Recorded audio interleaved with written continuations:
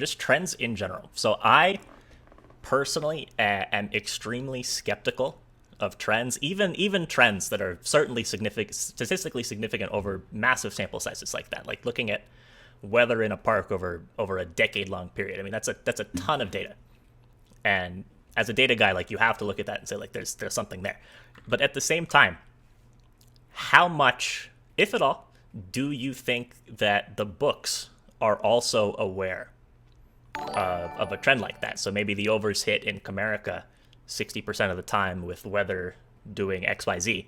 So we're going to bump the line up by half a run. I mean, they're certainly aware of it. Whether they're enough aware of it, when you see some of these graphs, they continue to go up.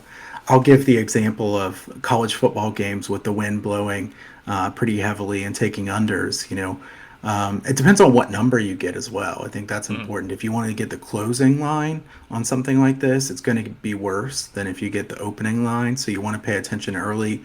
I think Ben's the same way. I don't know about you, Nick. I don't like to bet right before the game because I feel like my edge is smaller, Yeah, especially on a sport like college basketball or college football. I want to bet early, yeah, and then I'm very good at getting CLV, which that's a whole nother topic. But I think in general, trends can get a bad name because so many people say things like, on a Monday night, this team is, 10-1 in the last 11. It's like that makes no difference, obviously.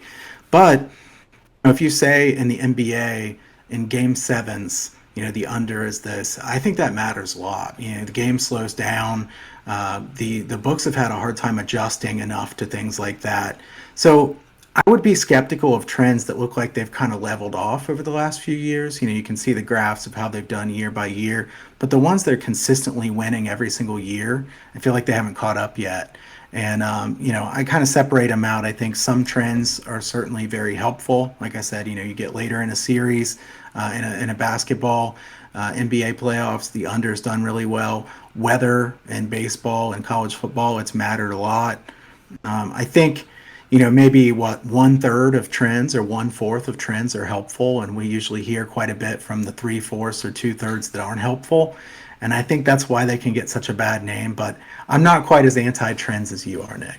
yeah. And I think so. My thing with trends is like there has to be some kind of explanatory relationship, like a cause and effect type relationship. So looking at stuff like weather, and does that impact totals, and how does it impact totals over time in different ballparks? I mean, like that's a trend that makes sense, right? There's definitely a cause and effect relationship there. I'm more likely to put some stock into that. But when people start odds sharking the last 6 Mondays that were the first Monday of the month, and the winds blowing between 4 and 6 miles an hour, and you're just like mining for something that you can say this is 8-0 over the last 20 years or something. Of course, Like yeah. that's kind of That silly.